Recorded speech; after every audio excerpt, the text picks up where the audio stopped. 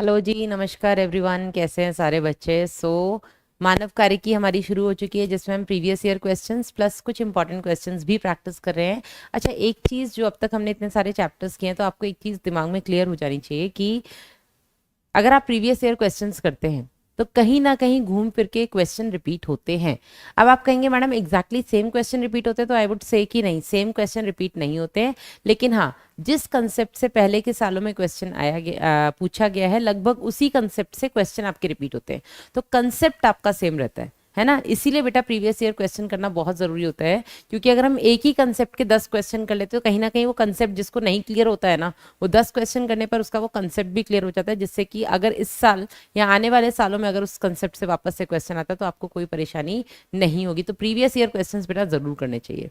आपका 60% पेपर मैं मिनिमम बता रही हूँ, कम से कम 60% पेपर आपके प्रीवियस ईयर क्वेश्चन से ही रिपीट होकर के आ जाते हैं। ठीक है, चलिए तो नया चैप्टर शुरू करते हैं, श्वसन और गैसों का विनिमय। जैसा कि हमेशा हम बात करते हैं कि किसी चैप्टर से नीट में कितने क्वेश्चन आ सकते हैं, तो इस चैप्टर से बेटा आपके नीट में 1 से 2 प्रश्न आते हैं, कम से कम 1, ज़्यादा से ज़्यादा 2।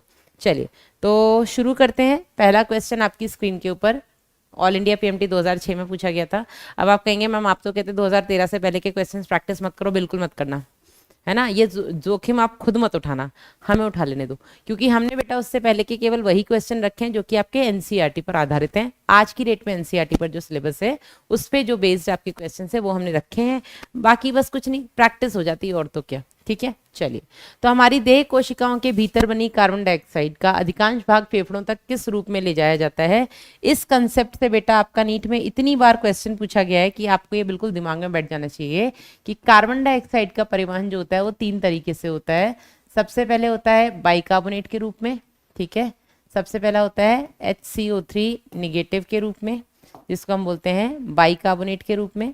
दूसरा बेटा ये होता है आपके कार्बामिनो हीमोग्लोबिन के रूप में, कार्बामिनो हीमोग्लोबिन शॉर्ट में लिख रही हूँ, है ना, CO2 HB के रूप में। और तीसरा बेटा ये होता है प्लाज्मा में घुलनशील अवस्था में। कैसे? प्लाज्मा में घुलनशील अवस्था में, डिजॉल्व्ड इन प्लाज्मा।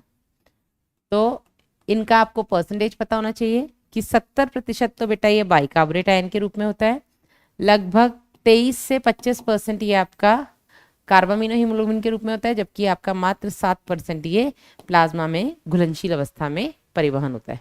तो यहाँ पे क्या पूछा गया कि अधिकांश भाग, अधिकांश मतलब 70%, और 70% बेटा ये किस रूप में हो रहा है आपके बाइकार्बोनेट के रूप में। कार्बोनेट नहीं, बाइकार्बोनेट। तो उत्तर हो जाएगा आपका 2। चलिए अगला क्वेश्चन देखते हैं।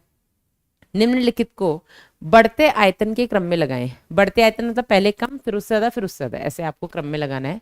तो ज्वारीय आयतन होता है बेटा आपका टाइडल वॉल्यूम, है ना, टीवी। टीवी होता है मात्र आपका 500 ml या आधा लीटर। अवशेषी आयतन होता है आपका रेसिडुअल वॉल्यूम, और ये होता है बेटा आपका 1100 से 1200 मिलीलीटर। ठीक है, फिर हो गया आपका अंतः श्वसित आरक्षी आयतन, इंस्पिरेटरी रिजर्व वॉल्यूम, ये होता है बेटा आपका 2500 से 3000 मिलीलीटर, है ना। और फिर होता है आपकी जैविक क्षमता, यानी कि आपकी वाइटल कैपेसिटी। वाइटल कैपेसिटी बेटा आपकी कुल मिलाकर के TV plus IRV plus ERV, है ना। टीवी कितना है आपका 500 प्लस IRV हम लेकर के चलते 2500 से 3000 प्लस ERV हो गया आपका 1000 से 1100, है ना। तो बेटा आपका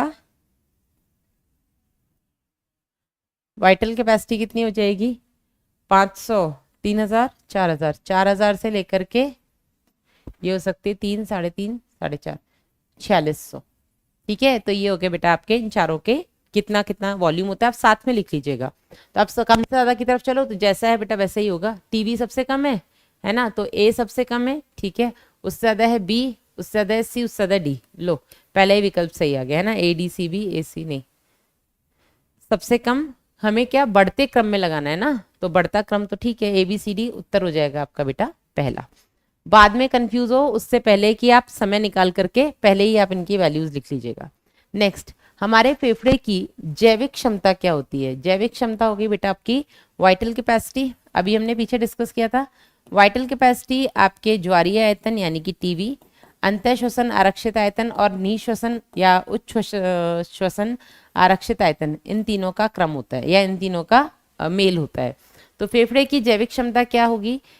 निश्वसित आरक्षित आयतन प्लस उच्छ्वसित आरक्षित आयतन, यानी कि हो गया आपका आईआरबी प्लस ईआरबी। नहीं, ये नहीं होता है बेटा आपका वीसी। नेक्स्ट, कुल फुफ्फुसीय क्षमता माइनस अवशेषीय आयतन। बिल्कुल, कुल फुफ्फुसीय क्षमता होती है बेटा आपकी टीएलसी। ठीक है, टोटल लंग कैपेसिटी में हमारी 4 वॉल्यूम्स होती है ना, 4 ही तो आयतन होते हैं अपने, ज्वारीय आयतन, आईआरबी, ईआरबी और आपका आरबी अवशेषीय आयतन। तो अगर मैं आरबी को हटा दूं तो बाकी सब तो मिलकर के आपके वाइटल कैपेसिटी बना रहे हैं ना। तो अगर मैं आरबी भी मिला दूंगी तो कुल क्या हो जाएगा आपका? कुल फुफ्फुसीय क्षमता। हम इसे बोल सकते हैं ना TLC equals to TV plus IRB plus ERB plus अवशेषीय आयतन यानी कि आरबी, जिसमें बेटा ये तीनों मिलाकर के क्या है आपकी वाइटल कैपेसिटी प्लस आरबी हम बोल सकते हैं। Total lung capacity equals to vital capacity plus RV, जिसमें अगर मैं बोलूं कि वाइटल कैपेसिटी क्या है तो ये टोटल लंग कैपेसिटी माइनस अवशेषीय आयतन। ठीक है, यही तो दिया हुआ है आपके विकल्प में।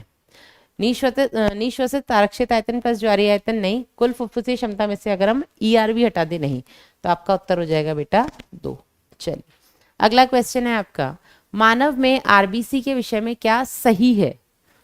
क्वेश्चन मैं आपको बार बार बोलती हूँ बेटा, जो भी पूछा गया उसको अंडरलाइन कर लो ताकि आप लोग बाद में कंफ्यूज ना हो कि अरे मैडम हमें आता था, हमने क्वेश्चन गलत पढ़ा जल्दबाजी में, है ना। तो ऐसी कोई जल्दबाजी नहीं जो तुम्हें सिलेक्शन से रोक दे। तो मानव में आरबीसी के विषय में क्या सही है?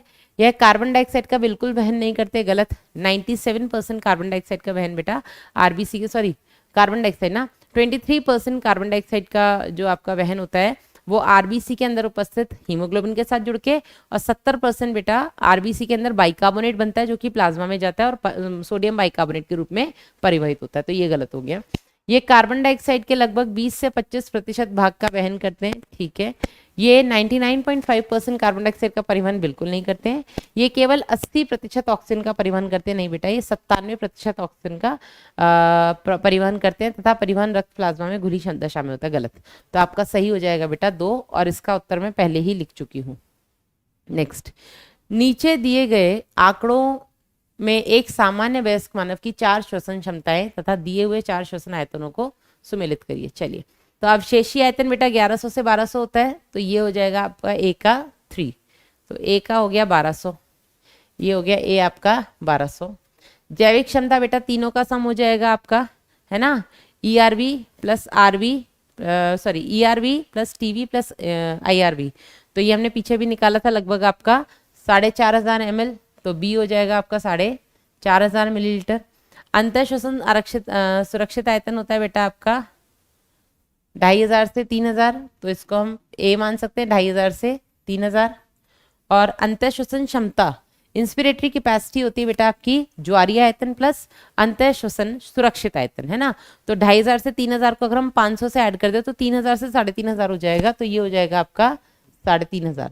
तो ए का 1200 ये गलत हो गया, यहाँ पे ए का 4500 दिया हुआ है।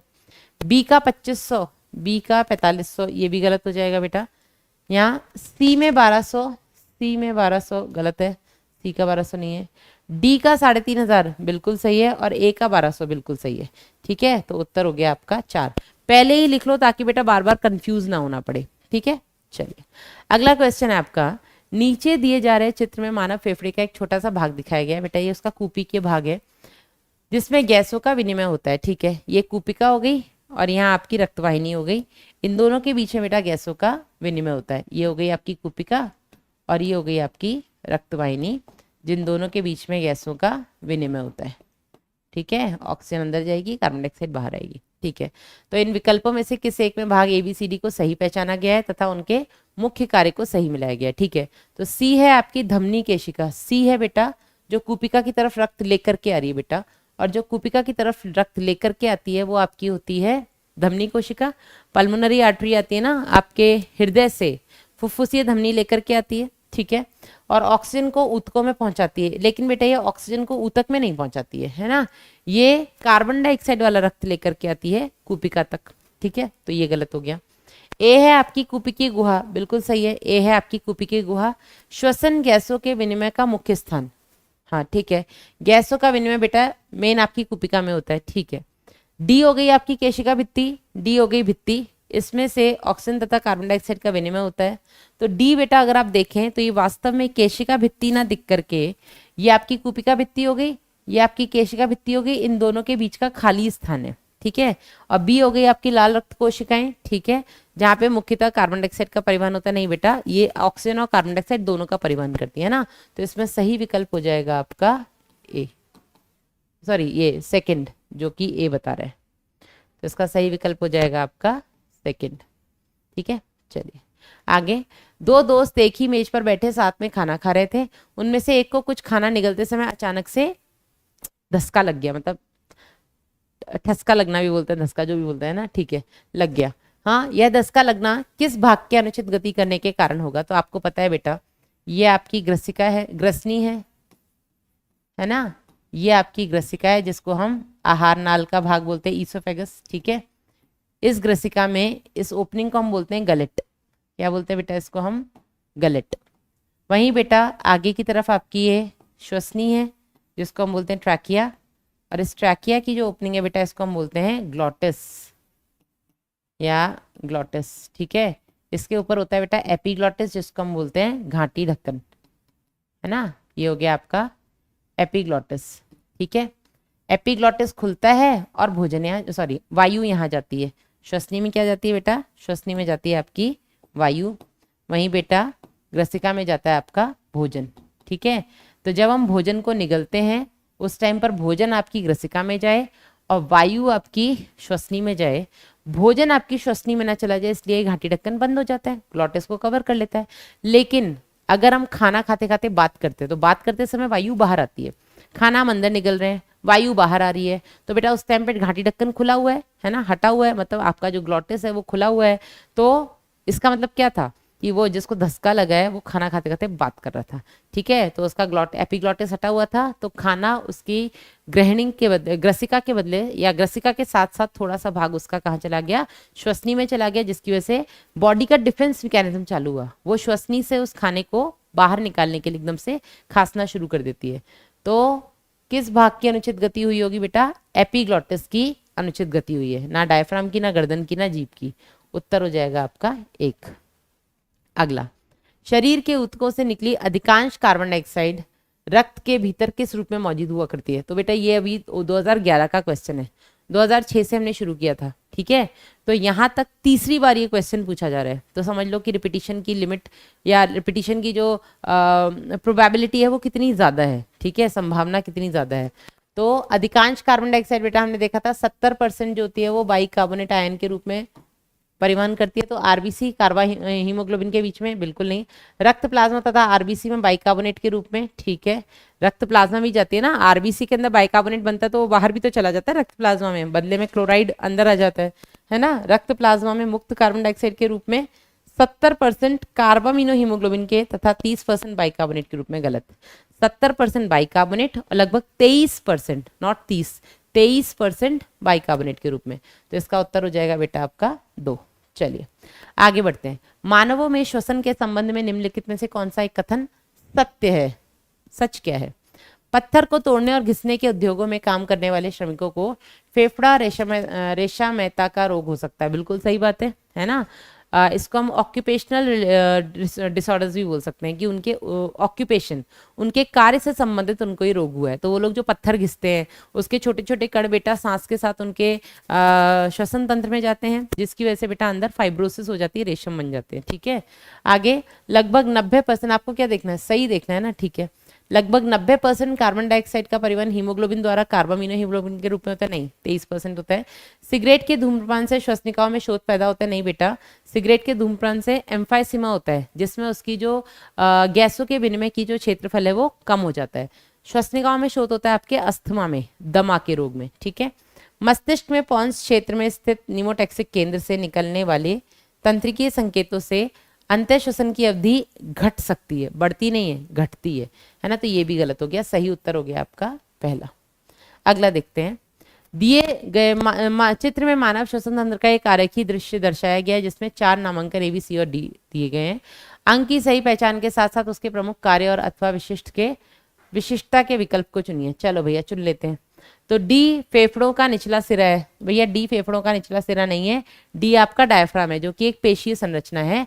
अंतः श्वसन के दौरान डायफ्राम इसे नीचे की तरफ खींच लेता है। नहीं बेटा, डी आपका डायफ्राम है जो कि अंतः श्वसन के दौरान संकुचन करता है और नीचे की तरफ हो जाता है। तो ये गलत हो गया, आपको सही का पहचानना है ना। ठीक है, ए श्वास नली है, ए आपकी श्वास नली हो गई। ठीक है, ट्रैकिया सांस के साथ भीतर ली जाने वाली वायु के लिए एक लंबी नली जो चारों तरफ से उपास्थल वलयों से घिरी हुई होती है। तो बेटा ये चारों तरफ से उपास्थल वलयों से नहीं घिरी होती है, तीन तरफ से घिरी होती है। इनकम्प्लीट कार्टिलेजिनस रिंग्स होती है ना, अपूर्ण उपास्थल छल्ले उपस्थित होते हैं यहाँ पे। चलिए ये भी गलत हो गया आपका।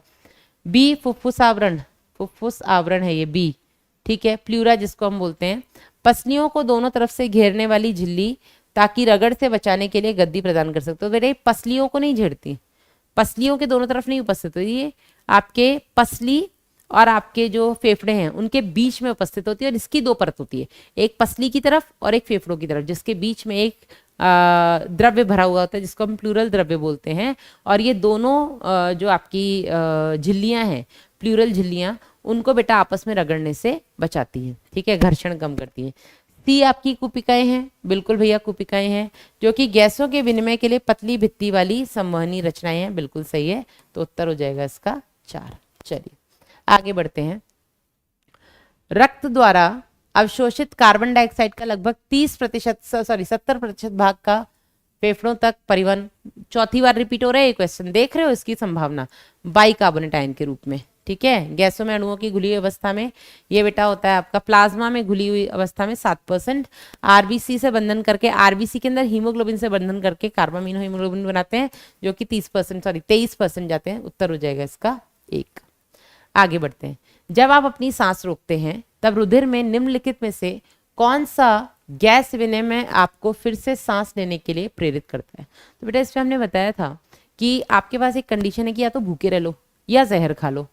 तो और हमें ये भी पता है कि अगर हम भूखे रहेंगे तो थोड़ी देर बाद खाना मिल जाएगा, लेकिन जहर खा लिया तो बेटा जीवन खत्म है ना। तो अगर आपके पास ऑप्शन है भूखे रहना है कि जहर खाना, तो हम लोग क्या करेंगे कि थोड़ी देर बाद खाना मिल जाएगा, अच्छा चलो भूखे रह लेते, जहर तो क्यों ही खाएंगे, है ना। तो सेम चीज बेटा ये होती है कि शरीर में कार्बन डाइऑक्साइड क्या है बेटा, ये जहर है ना, और ऑक्सीजन तो आपको पता है यही अमृत है। तो अगर शरीर में कार्बन डाइऑक्साइड की मात्रा बढ़ रही है तो संकेत क्या जाएगा कि ये जो कार्बन डाइऑक्साइड बढ़ गया भैया पहले इसे निकालो, ये जहर है। क्योंकि अगर ये बढ़ गया तो ये ऑक्सीजन को हीमोग्लोबिन से जुड़ने से रोकेगा तो आपके ऊतकों तक ऑक्सीजन कम जाएगी, ऑक्सीजन कम जाएगी तो भैया आगे दिक्कत आएगी, हाँ या नहीं, चल बसोगे जल्दी।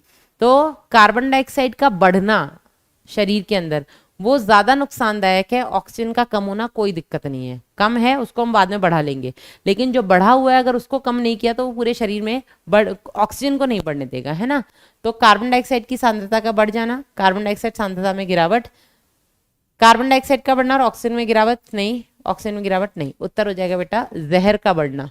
तो जहर अगर बढ़ेगा, कार्बन डाइऑक्साइड बढ़ेगा तो आपके ऊपर क्या संकेत जाएगा, भैया ये जो बढ़ रहा है ना पहले इसे निकालो, उसके बाद तुम बेशक ऑक्सीजन लेने। तो अगर आपने बहुत लंबे समय तक सांस रोक ली तो सांस रोकने पे आपने ऑक्सीजन अंदर लेनी बंद कर दी है, तो अंदर ऑक्सीजन लेनी बंद करने पर बेटा अंदर कार्बन डाइऑक्साइड ज्यादा से ज्यादा बनने लग जाता है। क्यों? क्योंकि सारे ग्लूकोज टूट टूट के एटीपी बना रहे हैं, एटीपी के साथ साथ वो कार्बन डाइऑक्साइड और वाटर बना रहे हैं, तो ये कार्बन डाइऑक्साइड बेटा आपके शरीर में बढ़ने लग जाता है। और इसका बढ़ना ऑक्सीजन की कमी की वजह से बेटा आप दोबारा सांस नहीं लेते हो, आप जहर बढ़ने की वजह से दोबारा सांस लेते हो कि पहले भैया ये जहर निकाल दो बाहर, बाकी हम देख लेंगे। ठीक है, चलिए आगे। धूम्रपान करने के कारण प्रधानता उत्पन्न होने वाले दीर्घकालीन श्वास विकार का नाम है बेटा एम्फाइसीमा। जो लंबे समय तक धूम्रपान करते हैं उनके अंदर बेटा जो उनकी ये कुपिकाएं हैं, ये जो कुपिकाएं कुछ इस तरीके की होती हैं, है ना, जिससे कि क्षेत्रफल बढ़ता है, ये बेटा कुपिकाएं इस तरीके से फैल जाती हैं। ठीक है, ये होता है आपके एम्फाइसीमा में, जिसकी वजह से गैसों के परिवहन के लिए जो क्षेत्रफल होता है वो कम हो जाता है ना। अस्थमा में बेटा श्वसनिकाओं का शोथ होता है, एसिडोसिस ऐसा है नहीं, एल्कलोसिस ये सब अभी आपके सिलेबस में है नहीं, एम्फाइसीमा। नेक्स्ट क्वेश्चन है आपका, सांस लेने के बीच फेफड़े चिपक नहीं जाते और थोड़ी बहुत वायु फेफड़ों में सदा ही बनी रहती है जिसे बाहर निकाला नहीं जा सकता, क्यों? हमारे केस में बेटा निगेटिव प्रेशर ब्रीदिंग होती है ना, ऋणात्मक दाबीय श्वसन होता है, ठीक है। हमारे फेफड़ों में हमेशा एक निगेटिव प्रेशर, एक ऋणात्मक दाब बना रहता है, जिसकी वजह से हमारी जो कूपिकाएं झिल्लियां वो हमेशा आपस में खिंची रहती है। अगर बेटा, और इसीलिए हमारे फेफड़ों में हमेशा रेसिडुअल वॉल्यूम भी रहना जरूरी है, अवशेषी आयतन रहना जरूरी है। अगर अवशेषी आयतन नहीं रहा, सारी वायु हमने बाहर निकाल दी, तो बेटा अंदर कूपिकाएं चिपक जाएंगी।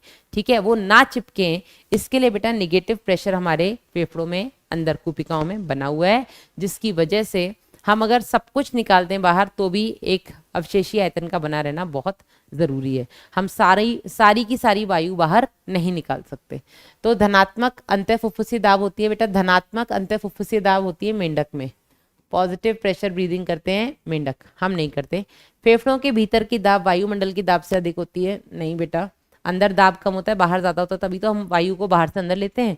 फेफड़ों के बीच ऋणात्मक दाब होता है, फेफड़ों के बीच नहीं होता है बेटा, ऋणात्मक अंतःफुफ्फुसीय दाब होता है, फेफड़ों के अंदर होता है, जो फेफड़ों की भित्तियों को एक दूसरे से दूर खींचे रखती है। तो उत्तर हो जाएगा इसका 4। नेक्स्ट, फेफड़ों की कुपिकाओं में ऑक्सीजन की आंशिक दाब होती है।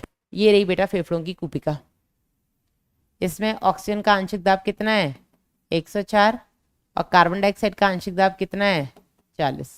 ठीक है, चलिए, तो इसमें जो आंशिक दाब होता है वो रुधिर में ऑक्सीजन के आंशिक दाब से कम होता है। तो भैया आ जाओ, रुधिर में ऑक्सीजन का आंशिक दाब, अब ये कौन से रुधिर की बात करें वो भी हम बात कर लेते हैं। ये आपका वी ऑक्सीजनित रक्त है, ये आपका वी ऑक्सीजनित रक्त है, इसमें ऑक्सीजन का पार्शियल प्रेशर कम होता है, कितना होगा 40, और कार्बन डाइऑक्साइड का पार्शियल प्रेशर कितना होता है 45। वहीं बेटा दूसरी तरफ है आपका ऑक्सीजनित रक्त,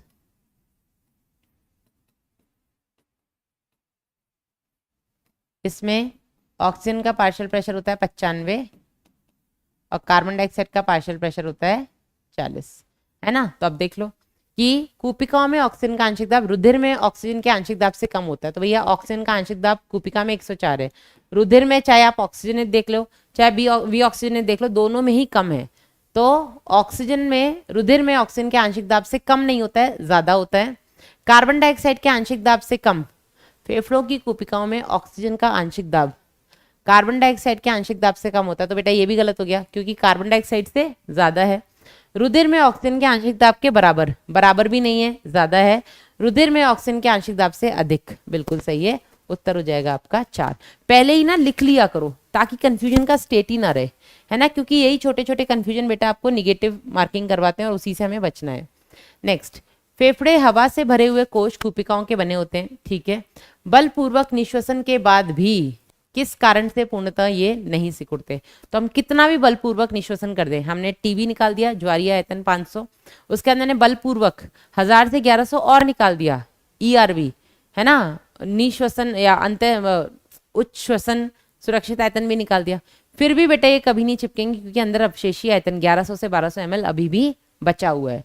तो ज्वारीय आयतन, अवशिष्ट आयतन बेटा अभी भी बचा हुआ है, और अवशिष्ट आयतन कितना होता है आपका 1100 से 1200 ml। ठीक है, जिसकी वजह से ये आपस में नहीं चिपकते। चलिए आगे आ जाइए। निम्न में से व्यावसायिक श्वसन विकार का उदाहरण है। तो व्यावसायिक विकार कौन सा बेटा आपका सिलिकोसिस है। ठीक है, वातस्फीति, लंबे समय तक अगर आप धूम्रपान करते हैं उससे होगा। एंथ्रासिस बेटा आपका बेसिलस एंथ्रैक्स से, बेसिलस एंथ्रासिस से एंथ्रैक्स होता है। ठीक है, बॉटुलिज्म फूड पॉइजनिंग को बोलते हैं, जब आप उल्टा सीधा खा लेते हो ना, उल्टियां वगैरह शुरू हो जाती हैं, उसको हम बॉटुलिज्म बोलते हैं। सिलिका मैता, सिलिकोसिस बेटा ये आपका एक ऑक्यूपेशन, आपका व्यवसाय संबंधित रोग है। नेक्स्ट देखते हैं, निम्न में से कौन सा विकल्प क्रमशः दमा और वातस्फीति में फेफड़ों की दशा को उचित रूप से, तो पहले आपको दमा का देखना है, बाद में वातस्फीति। तो दमा में बेटा क्या होता है, आपकी पूरी श्वसनिकाओं में शोथ आ जाता है, inflammation of bronchi and bronchioles. ठीक है, सूजन आ जाती है। जबकि आपकी वातस्फीति में मैंने आपको बताया था, जो कूपिका की जो क्षेत्रफल है जहां से गैसों का विनिमय हो रहा है बेटा, वो कम हो जाता है, वो फैल जाती है ना। तो श्वसनीय सतह में कमी, ये बेटा होता है आपके एम्फाइसेमा में।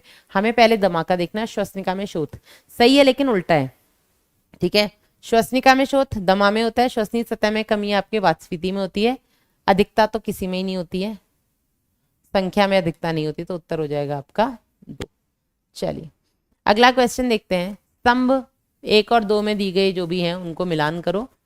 और विकल्पों में से सही का भैया चयन कर लो। आ जाओ, चयन करें। तो ये हम पहले लिख चुके हैं भैया। ज्वारीय आयतन कितना होता है आपका? ज्वारीय आयतन होता है आपका 500। लो सॉरी बेटा, ए का हो जाएगा 3, ए का 3 लो। एक और 3 गलत है, 2 और 4 पे आ जाओ। अंतः श्वसन सुरक्षित आयतन हो गया आपका 2500 से 3000, तो बी का हो जाएगा 1, बी का 1। ये लो, चौथा आ गया अपना आंसर। निःश्वसन सुरक्षित आयतन 1000 से 1100, सी का हो जाएगा 4। और अपशिष्ट आयतन होता है आपका 1100 से 1200, डी का हो जाएगा आपका 2।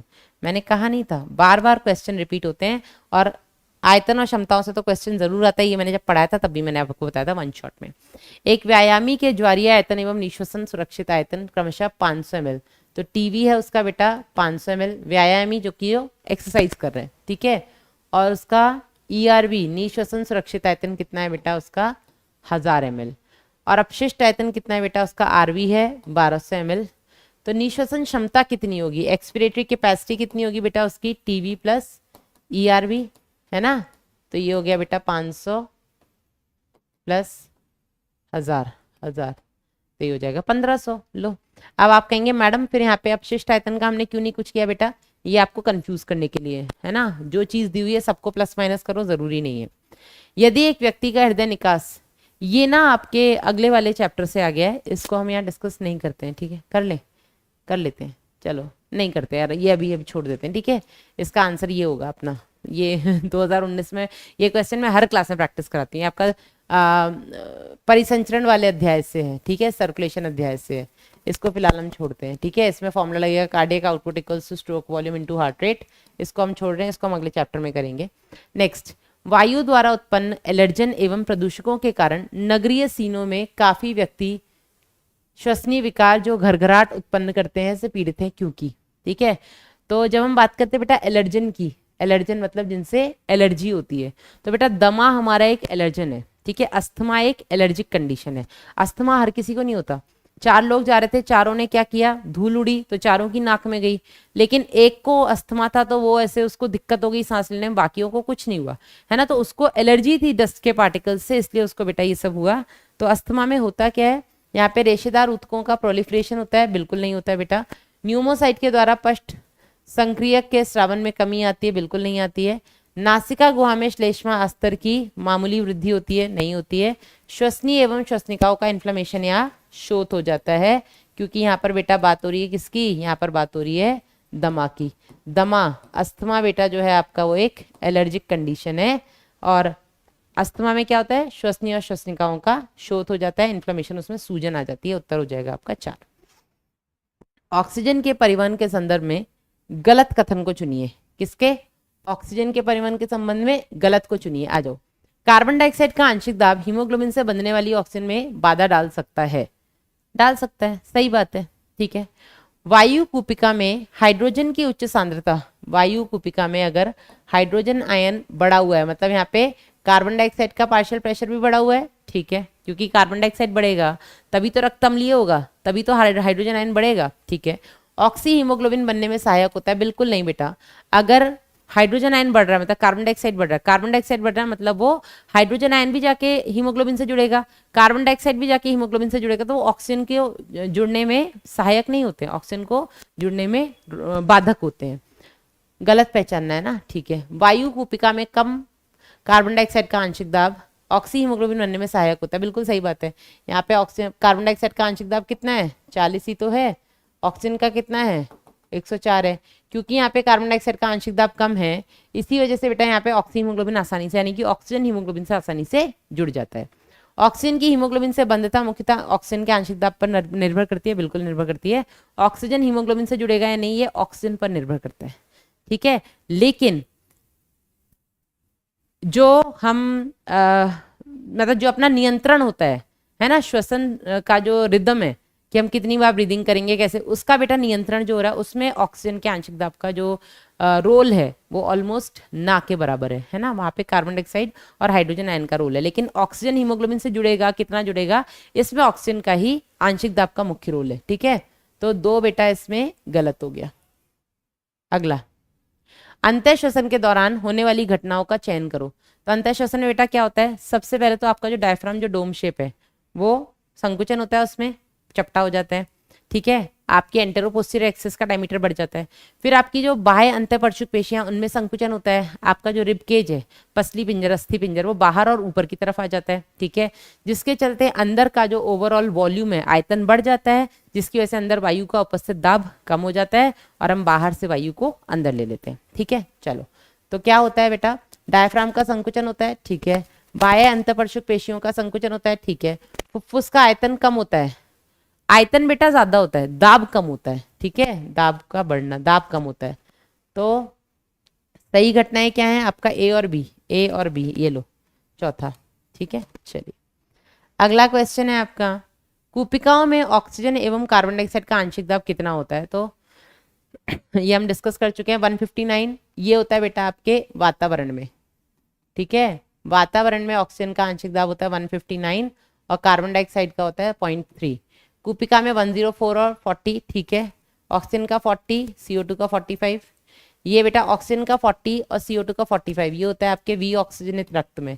कहाँ होता है ये आपके वी ऑक्सीजनित, डी ऑक्सीजनेटेड ब्लड में, है ना।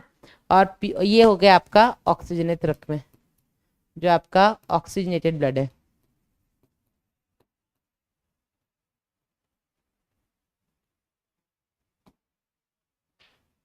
नेक्स्ट, निम्न में से कौन सा कार्य श्वसन तंत्र के चालन भाग का नहीं है, चालन भाग का नहीं है, ठीक है।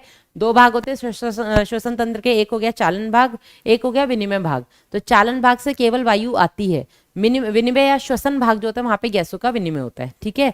तो चालन भाग का कौन सा काम नहीं है, अंतःश्वसित वायु को आर्द्र करता है, बिल्कुल करता है। अंतःश्वसित वायु का तापमान शरीर के तापमान पर लाता है, बिल्कुल लाता है। ऑक्सीजन और कार्बन डाइऑक्साइड के विसरण के लिए सतह प्रदान करता है, नहीं करता है, ये श्वसन भाग करता है। अंतःश्वसित वायु को बाह्य कणों से मुक्त करता है, बिल्कुल करता है। उसमें म्यूकस जो होता है वो बाह्य कणों को चिपका लेता है, अंदर तक नहीं आने देता है।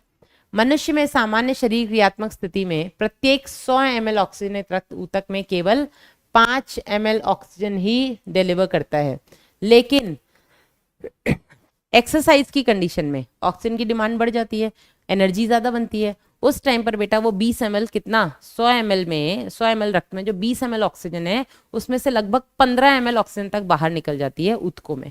लेकिन नॉर्मल कंडीशन में केवल 5 ml निकलती है। उत्तर हो जाएगा 1। नेक्स्ट, अब यहां से बेटा कुछ एडिशनल क्वेश्चंस हैं आप लोगों के लिए। मनुष्य के श्वसन तंत्र में पाई जाने वाली सबसे महत्वपूर्ण पेशी रचना है। तो मनुष्य के श्वसन तंत्र में सबसे इंपॉर्टेंट मसल कौन से बेटा, वो है आपकी डायफ्राम।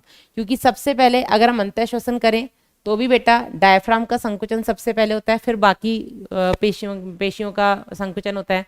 मैं अगर शिथिलन करती हूँ, रिलैक्स में आती हूँ, तो भी बेटा सबसे पहले डायफ्राम का शिथिलन होता है, तब बाकी सारी पेशियों का शिथिलन होता है ना। तो सबसे इंपॉर्टेंट मसल अगर कोई है तो वो है आपकी डायफ्राम। 3। नेक्स्ट, फिर से भैया आ जाओ, मैच कर लो, किया हुआ है वैसे तो हमने ये तो हम मैडम कर सकते हैं आंख बंद करके भी, है ना। चलो आंख बंद करके ही करो। अब ज्वारीय आयतन 500, तो ए का हो जाएगा 3, ए का 3 लो, 3 में दिया है, ये विकल्प आपका गलत।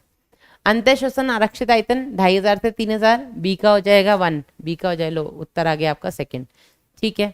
नेक्स्ट, उच्च श्वसन आरक्षित आयतन बाहर निकालने का एक्स्ट्रा कितना होता है, 1000 से 1100, तो सी का हो जाएगा 2, ये रहा बेटा। अवशेषी आयतन 1100 से 1200, डी का हो जाएगा 5, ये रहा। जैविक क्षमता सबको मिला दो तो मतलब 4000 से 4600 होती है, तो ई का हो जाएगा 4, तो उत्तर हो जाएगा बेटा आपका 2, ठीक है। चलिए नेक्स्ट, फिर से मैच कर लो, आ जाओ। अंतः श्वसनीय क्षमता, इंस्पिरेटरी कैपेसिटी, ये क्या होती है, 500 प्लस 2500 से 3000, तो ये हो जाएगी आपकी 3000 से 3500। लेकिन यहाँ पे डेफिनेशन पूछी गई है, ठीक है।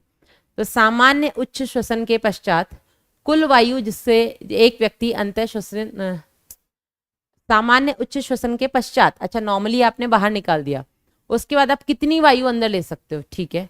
वायु का वह अधिकतम आयतन जिसे एक व्यक्ति बलपूर्वक उच्च श्वसन के पश्चात अंतः श्वसित कर सकता है, ये बेटा आपकी वाइटल कैपेसिटी है। आपने बलपूर्वक निकाल दी जितनी निकाल सकते थे, आपने टीवी निकाल दी, ईआरवी भी निकाल दी, उसके बाद आप कितनी ले सकते हो बेटा, आप पहले तो टीवी लोगे, फिर आपने जो ईआरवी निकाली है वो लोगे, फिर आप एडिशनल और आईआरवी ले सकते हो वो लोगे, है ना। तो ये आपकी जैव क्षमता हो गई। तो डी का हो जाएगा 2। आ जाओ यहां से लगा लो, डी का है 2, 2 विकल्प हैं अपने पास, ठीक है। वायु का वह आयतन जो सामान्य उच्च श्वसन के पश्चात जो फेफड़ों में रहेगा, नॉर्मली अगर आप बाहर निकाल देते हो 500 ml निकाला, फिर फेफड़ों में क्या रहेगा, एक तो वो रहेगा जो आप जबरदस्ती निकाल सकते हो बलपूर्वक 1100 से 1000 से 1100, और आपका रहेगा अवशेषी आयतन 1100 से 1200। तो इन दोनों का बेटा जो सम होता है वो होता है आपका फंक्शनल रेसिडुअल कैपेसिटी, है ना। ठीक है, ठीक है। क्रियात्मक अवशिष्ट आयतन तो 3 का हो जाएगा, सी का हो जाएगा 3, सी का 3, सी का 3। एक मिनट, ये तो 2 हो गया, सी का 3, लो दोनों में ये दिया हुआ है। चलो आगे आ जाते हैं। वायु का वह कुल आयतन जिसे सामान्य श्वसन के पश्चात उच्च श्वसित किया जा सकता है, वह कुल आयतन जिसे सामान्य के बाद आप निकाल सकते हो। तो सामान्य श्वसन के बाद आप कितना बाहर निकाल सकते हो, तो आप पहले तो 500 ml निकालोगे, प्लस जो आप जबरदस्ती बलपूर्वक निकाल सकते थे 1000 से 1100, तो ये हो जाएगी आपकी एक्सपिरेटरी कैपेसिटी ईसी। तो 4 है आपका बी का, है ना। तो बी का हो जाएगा 4, बी का 4, लो उत्तर आ गया ये। अब 2 सामान्य उच्च श्वसन के पश्चात आप कितना अंदर ले सकते हो, तो 500 के अलावा आप ये और ले सकते हो 2500 से 3000, ये हो जाएगा 1, उत्तर हो जाएगा आपका। चलिए आगे बढ़ते हैं। दी गई संरचनाओं के लिए निम्न नामांकनों पर विचार कीजिए तथा उनकी व्यवस्था के सही अनुक्रम का चयन कीजिए, ठीक है। ओके, आपको जो पूरा अपना रेस्पिरेटरी पाथवे है, जो आपका पूरा श्वसन पथ है, उसको सही क्रम में लगाना है, ठीक है। चलो, अंतस्थ टर्मिनल ब्रोंक्यूल, ठीक है, टर्मिनल ब्रोंक्यूल। रेस्पिरेटरी ब्रोंक्यूल, तो रेस्पिरेटरी ब्रोंक्यूल टर्मिनल ब्रोंक्यूल के बाद आते हैं। तृतीयक श्वसनी, ठीक है, तृतीयक श्वसनी ये रही। प्राथमिक श्वसनी और द्वितीयक, तो पहले प्राथमिक, प्राथमिक से द्वितीयक पे जाएगी, द्वितीयक से तृतीयक पे जाएगी, और उसके बाद तो लास्ट में अपने कुल फुफ्फुसीय श्वसनिकाएं, टोटल पल्मोनरी ब्रोंक्यूल्स। एक मिनट रुको, ये थोड़ा गड़बड़ कर रहा है। तो डीईसी पहले तो अपने लाइन में आएंगे, फिर ए और बी आएगा, तो डीईसी ए और बी, डीईसी ए और बी। लो बेटा यही आ रहा है अपना ऑप्शन। तो सबसे पहले आ गया डी, प्राथमिक श्वसनी से गया द्वितीयक श्वसनी, द्वितीयक श्वसनी से गया तृतीयक श्वसनी, तृतीयक श्वसनी से कुल फुफ्फुसीय श्वसनिकाओं तक जाएगा, जहां से वो अंतस्थ श्वसनिका से श्वसनिका में जाकर के अपनी श्वसनीय श्वसनिका में जाएगा। उत्तर हो जाएगा आपका 1। चलिए अगला देख लेते हैं बेटा, 1 मिनट रुकना, कितने हैं एक बार मैं देख लूं, ठीक है। निम्न 4 कथनों पर विचार कीजिए और उस विकल्प का चयन कीजिए जिसमें केवल सभी सही कथन सम्मिलित हैं। तो सही कथन वाले भैया ढूंढ लो, आ जाओ। अंतः श्वसन के समय डायफ्राम व बाह्य अंतःपश्चिक पशियों में संकुचन होता है, बिल्कुल सही बात है। जब हम अंतः श्वसन करते हैं पहले डायफ्राम का संकुचन होता है, ये एक्सिस का डायमीटर बढ़ता है, फिर बाह्य अंतःपश्चिक पेशियों में संकुचन होता है, बाहर जो आपकी पसली पिंजर है वो बाहर और ऊपर की तरफ आते हैं, ठीक है। तो दोनों में संकुचन होता है, बिल्कुल सही बात है। सामान्य संवातन को उदरीय संवातन भी कहा जाता है। नहीं बेटा, नॉर्मल ब्रीदिंग एब्डोमिनल ब्रीदिंग नहीं है। एब्डोमिनल ब्रीदिंग होती है जब आप बलपूर्वक सांस लेते हो, है ना, उस टाइम पे आपको अपने पेट पे बल फील होता है, ठीक है। इसीलिए पेट कम करने के लिए अनुलोम विलोम और ये कपालभाति किया जाता है, क्योंकि उस टाइम पे आपका उदरीय संवातन होता है। तो सामान्य संवातन आपका उदरीय संवातन नहीं है। ठीक खांसी योगा के दौरान बहिर्श्वसन सामान्य बहिर्श्वसन होता है, जिसके दौरान आईआईसीएम व उदरीय पेशियां शिथिल होती है। नहीं बेटा, जब छींक खांसी योगा होता है उस टाइम पे हम एक्सेस अमाउंट में एयर को बाहर निकालते हैं, तो ये सामान्य बहिर्श्वसन नहीं है, ये बलपूर्वक बहिर्श्वसन है। और उस टाइम पे आपकी उदरीय पेशियां और आपकी आंतरिक अंतःपश्चिक पेशियों में भी संकुचन होता है, शिथिलन नहीं होता है, ठीक है। तो ये गलत हो गया, हमें क्या सही देखना है। फेफड़ों के अंदर दाब वातावरणीय दाब से अधिक होने पर ही अंतःश्वसन हो सकता है। तो फेफड़ों के अंदर का दाब अगर बाहर के दाब से अधिक होगा तो अंतःश्वसन होगा, नहीं बेटा तो निःश्वसन होगा ना। तो आपका सही कौन सा है, केवल पहला सही है, केवल कथन ए, उत्तर हो जाएगा आपका 2। चलिए नेक्स्ट, रक्त में हीमोग्लोबिन और ऑक्सी हीमोग्लोबिन का अनुपात किस पर निर्भर करता है बेटा। तो किससे वो ऑक्सीजन से कितना जुड़ेगा, ये बेटा निर्भर करता है कि ऑक्सीजन का आंशिक दाब कितना है ना। कार्बन डाइऑक्साइड के आंशिक दाब पे नहीं करता, कार्बोनेट और बाइकार्बोनेट की सांद्रता पे नहीं करता। 1 नेक्स्ट है बेटा आपका हैमबर्गर घटना में क्या होता है। तो बेटा हैमबर्गर फिनोमिनन क्या होता है, ये आपका आरबीसी है। इस आरबीसी में जो बाइकार्बोनेट बना है उसका आपके प्लाज्मा में शिफ्ट होना और बदले में क्लोराइड आयन का अंदर आना। ये कहाँ होता है बेटा, ये होता है आपके ऊतक स्थल पर, ये होता है आपके टिश्यू साइट पर, है ना। तो ऊतक स्थल पे बेटा हैम्बर्गर फिनोमिनन होता है जिसमें बाइकार्बोनेट आयन आरबीसी से बाहर जाते हैं, ठीक है, और क्लोराइड आयन आरबीसी में प्रवेश करते हैं। क्लोराइड आरबीसी से बाहर जाते हैं और बाइका, ये बेटा होता है आपके कूपिका स्तर पर, कूपिका स्तर पर, और इसको हम बोलते हैं बेटा हेल्डेन प्रभाव। क्या बोलते हैं इसको हम? हेल्डेन इफेक्ट, ठीक है, ये उल्टा हो गया। हाइड्रोजन आयन प्लाज्मा से बाहर, ये तो होता ही नहीं है, बाइकार्बोनेट आयन प्लाज्मा से बाहर नहीं जाते हैं, ठीक है, सब आरबीसी और प्लाज्मा के बीच में खेल लेता है। हैम्बर्गर का हो गया 1। चलिए, फेफड़ों में आरबीसी और प्लाज्मा के बीच आयनों का निश्चित विनिमय होता है। फेफड़ों में आरबीसी और प्लाज्मा के बीच आयनों का निश्चित विनिमय होता है। रक्त से कार्बन डाइऑक्साइड के निष्कासन में होता है। रक्त से कार्बन डाइऑक्साइड अगर निकल रहा है, ठीक है, ये आपकी कूपिका है, ठीक है, ये रक्त है, यहाँ से कार्बन डाइऑक्साइड कहाँ आ रहा है? आपकी कूपिका में, ठीक है। तो क्या होगा? आरबीसी से क्लोराइड आयन, ओहो, ठीक है, यहाँ पे मतलब ये बात कर रहे हैं हेल्डेन प्रभाव की। किसकी बात कर रहे हैं? ये बात कर रहे हैं हेल्डेन प्रभाव की। पीछे अभी हमने बेटा हैम्बर्गर प्रभाव देखा था, इसका बिल्कुल उल्टा होता है। आपका हैम्बर्गर फिनोमिनन होता है आपके ऊतक स्तर पे, हेल्डेन फिनोमिनन होता है आपके कोशिका सॉरी कूपिका स्तर पर। और यहाँ क्या हो रहा है बेटा? यहाँ पर आपका जो क्लोराइड आयन है ये वापस से चला जाएगा प्लाज्मा में, बदले में वापस से बेटा बाइकार्बोनेट अंदर आ जाएगा और कार्बोनिक एनाइड्रेज की उपस्थिति में ये हाइड्रोजन आयन के साथ मिलकर क्या बनाएगा? कार्बोनिक अम्ल। वो कार्बोनिक अम्ल वेपर वापस से टूट के जल और CO2 बनाएगा। ये CO2 बेटा बाहर निकल जाएगा, है ना। तो यहाँ पे क्या हो रहा है?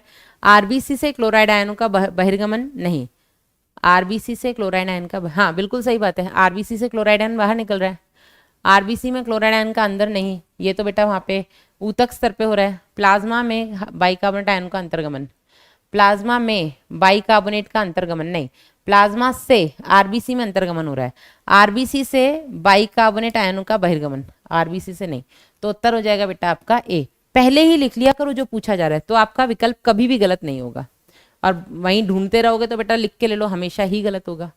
नीमोटेक्सिक केंद्र जो कि आपके पॉन्स में होता है, ये कहाँ होता है बेटा? आपके पॉन्स में, ठीक है। किसके द्वारा श्वसन लय केंद्र जो कि आपके मेडुला में होता है उसका नियमन कर सकता है?